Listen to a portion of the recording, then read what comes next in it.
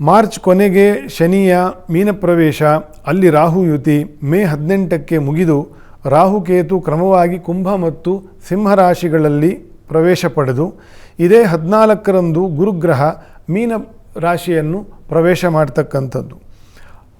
ಬರೀ ಕೆಲವೇ ತಿಂಗಳ ಕಾಲದಲ್ಲಿ ಎಲ್ಲ ಗ್ರಹರ ಬದಲಾವಣೆ ಜಗತ್ತಿನ ಮೇಲೂ ಕೂಡ ನಮ್ಮ ನಿತ್ಯ ಜೀವನದ ಮೇಲೂ ಕೂಡ ನಾನಾ ರೀತಿಯ ಪರಿಣಾಮಗಳನ್ನು ಬೀಳ್ತಾ ಇರೋದನ್ನು ನಾವು ನೋಡ್ತಾ ಇದ್ದೇವೆ.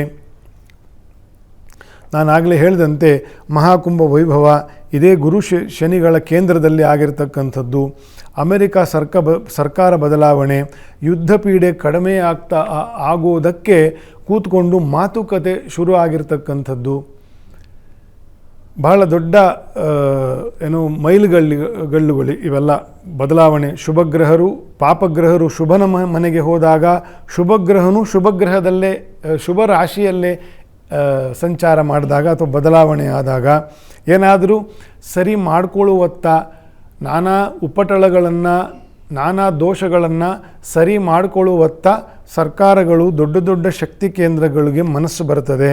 ಕೆನಡಾ, ಸಿಂಗಪೂರು, ಬ್ರಿಟನ್ನು ಇಂಥ ದೊಡ್ಡ ದೊಡ್ಡ ಶಕ್ತಿಯುತ ರಾಷ್ಟ್ರಗಳಲ್ಲಿ ಸರ್ಕಾರಗಳು ಬದಲಾಗಿದೆ. ಆಡಳಿತ ಮಾಡ್ತಕ್ಕಂತಹ ಜನರು ಬದಲಾಗಿದ್ದಾರೆ ಅಥವಾ ಪ್ರೆಸಿಡೆಂಟ್ಗಳು ಬದಲಾಗಿದ್ದಾರೆ.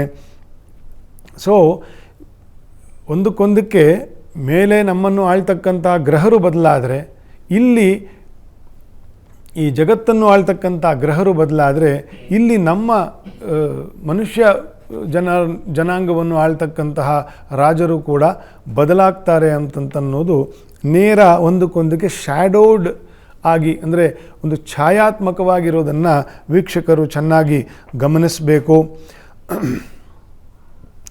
ಗುರು ಮಿಥುನ ರಾಶಿಯ ಪ್ರವೇಶ ಅನ್ನೋದು ವೃಷಭದಲ್ಲಿ ಇದ್ದಷ್ಟೇ ವಿಶೇಷವಾಗಿರ್ತಕ್ಕಂತಹ ಫಲವನ್ನು ಜ್ಯೋತಿಷ್ಶಾಸ್ತ್ರದಲ್ಲಿ ಹೇಳಿದ್ದಾರೆ. ಈ ವರ್ಷವೂ ಅಷ್ಟೇ, 2026ರಲ್ಲೂ ಅಷ್ಟೇ ಗುರುವು ತನ್ನ ಉಚ್ಚ ರಾಶಿಯಲ್ಲಿ ಕರ್ಕ ರಾಶಿಯಲ್ಲಿ ಸಂಚಾರ ಮಾಡುವುದು ಅದು ಕೂಡ ತುಂಬ ವಿಶೇಷವಾಗಿ ಇರುತ್ತದೆ. ಗುರುಬಲ ಒಂದು ಚೆನ್ನಾಗಿ ನಡೀತಾ ಇದ್ದರೆ ಅನೇಕ ದೋಷಗಳು, ಅನೇಕ ತೊಂದರೆ ತಾಪತ್ರಯಗಳು ಪರಿಹಾರ ಆಗ್ತಾ ಹೋಗುತ್ತೆ. ಜನರು ಜೀವಪರವಾಗಿ ಯೋಚನೆ ಮಾಡಲಿಕ್ಕೆ, ಜೀವಪರವಾಗಿ ಅನುಕೂಲವನ್ನು ಪಡೀತಾರೆ. ಸರ್ಕಾರಗಳಿಂದ, ಉದ್ಯೋಗಗಳಿಂದ, ಏಳಿಗೆಗಳಿಂದ, ಸಂಪದಾಭಿವೃದ್ಧಿಗಳಿಂದ, ಇದೆಲ್ಲದಕ್ಕೂ ಇರತಕ್ಕಂಥ ತೊಡಕುಗಳು ಶನಿಯ ಬದಲಾವಣೆಯಿಂದ ಪರಿಹಾರ ಆಲ್ರೆಡಿ ಆಗಿದೆ. ಮೀನರಾಶಿಗೆ ಶನಿ ಹೋದ ಮೇಲೆ ಈಗ ರಾಹು ಕುಂಭರಾಶಿಗೆ ಬಂದು ಇದೇ ತಿಂಗಳು ಗುರು ಮಿಥುನ ರಾಶಿಗೆ ಹೋದಾಗ ಇದೆಲ್ಲದರ ಏಳಿಗೆ ನಾವು ಕಾಣ್ತೇವೆ ಮುಂದೆ. ಮಿಥುನ ರಾಶಿಗೆ ಗುರು ಹೋದಾಗ ಹೋರಾಶಾಸ್ತ್ರದಲ್ಲಿ ಏನು ಹೇಳಿದ್ದಾರೆ ಅಂದರೆ, ಬೌಧೇ ಭೂರಿ ಪರಿಚದಾತ್ಮ ಸುಹೃತ್ ಸಾಕ್ಷಿ ಅವ್ಯಕ್ತಃ ಅಯುಕ್ತೋ ಸುಖೀ ಅಂತಂತ ಹೇಳಿದ್ದಾರೆ. ಅಂದರೆ ಬೌಧೆ ಬುಧನ ಮನೆ ಅಂತ, ಬುಧನ ಮನೆ ಮಿಥುನ.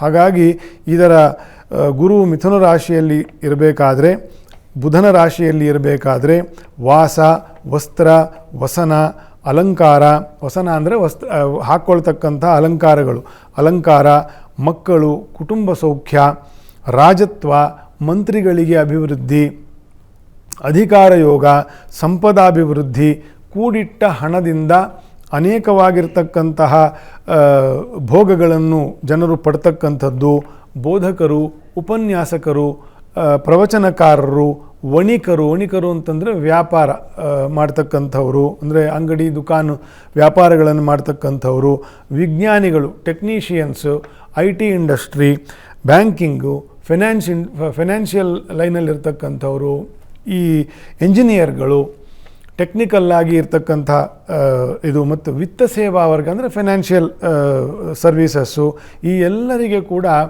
ನಾನಾ ಅವಕಾಶಗಳು, ಏಳಿಗೆ, ಸಂಪದಾಭಿವೃದ್ಧಿ ಅವಕಾಶಗಳು, ಮುಖ್ಯವಾಗಿ ಜಾಬ್ಸ್ ಕ್ರಿಯೇಟ್ ಆಗುತ್ತೆ.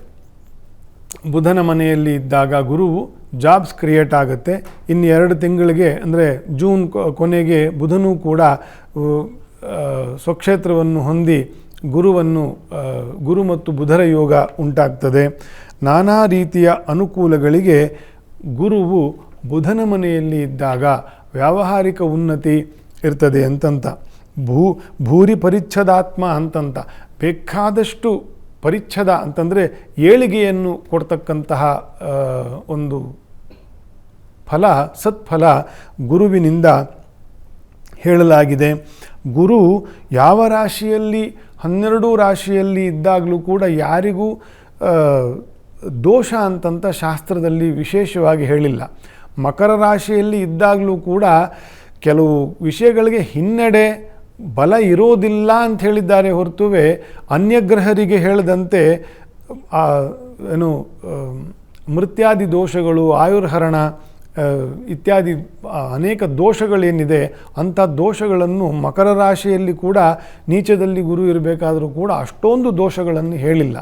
ಹಾಗಾಗಿ ಅದರಲ್ಲಿ ವಿಶೇಷವಾಗಿ ವೃಷಭ, ಮಿಥುನ ಮತ್ತು ಕರ್ಕ ರಾಶಿಯಲ್ಲಿ ಇದ್ದಾಗ ಅಥವಾ ಶುಕ್ರ ಮತ್ತು ಬುಧರ ರಾಶಿಯಲ್ಲಿ ಇರಬೇಕಾದ್ರೆ ಗುರುವಿನಿಂದ ಜಗತ್ತು ನಾನಾ ಬಗೆಯ ಅನುಕೂಲವನ್ನು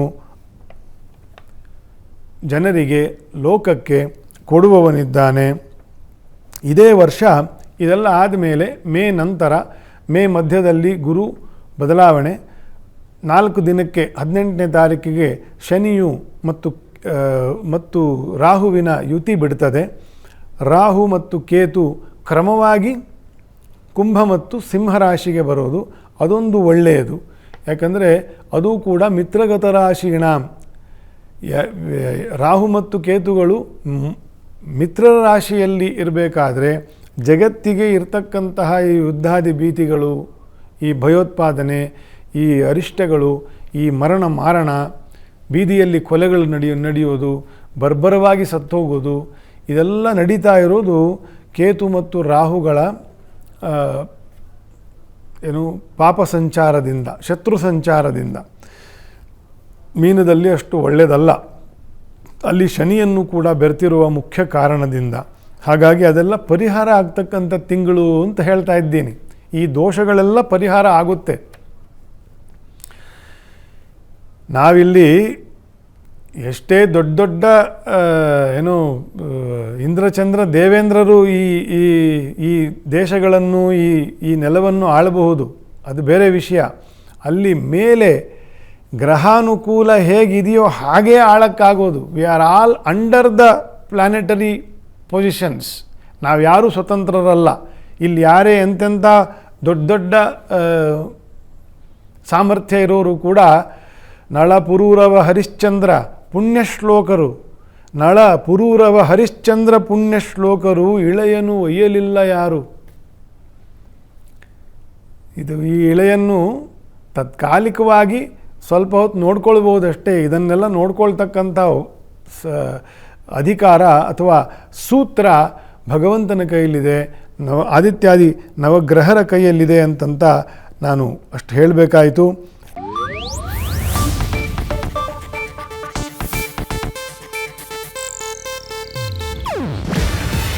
ಇದು ಏಷ್ಯಾನೆಟ್ ನ್ಯೂಸ್ ನೆಟ್ವರ್ಕ್ ಪ್ರಸ್ತುತಿ. ನೀವು ನೋಡ್ತಿದ್ದೀರಾ ಏಷ್ಯಾನೆಟ್ ಸುವರ್ಣ ನ್ಯೂಸ್.